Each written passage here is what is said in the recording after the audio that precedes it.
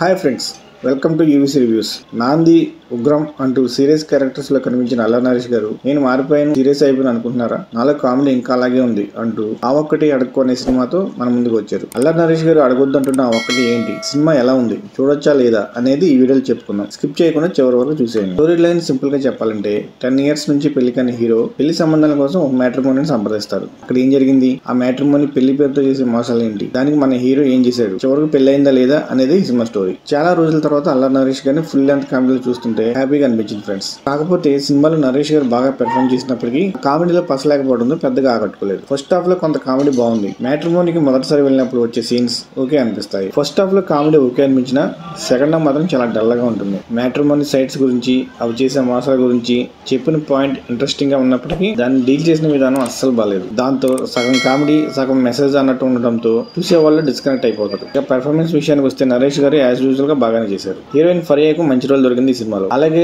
Jimmy liver కూడా బాగా చేసింది. నిజానికి ఈమె క్యారెక్టర్ కొంత కామెడీని పండించింది ఈ సినిమాలో. ఇందులో కిషోర్, హర్ష లాంటి మెయిన్ కామెడీస్ ఉన్నప్పటికీ వాళ్ళని పెద్దగా యూజ్ చేసుకోలేదు. సాంగ్స్ కూడా పెద్దగా ఏమీ ఎక్కలేదు. ప్రొడక్షన్ వాల్యూస్ అయితే ఓకే. అడల్ట్ కంటెంట్ ఏం లేదు, ఫ్యామిలీతో కలిసి హ్యాపీగా చూసేయచ్చు. ఓవరాల్ గా చెప్పాలంటే వన్ టైం వాచబుల్. కామెడీని ఎక్కువగా ఎక్స్పెక్ట్ చేసి సినిమాకి వెళ్తే మాత్రం డిసప్పాయింట్ అవుతారు. That's the non spoiler review of Avokkadu movie friends. ఇలాంటి మరిన్ని రివ్యూల కోసం stay tune to UVC reviews. Thanks for watching.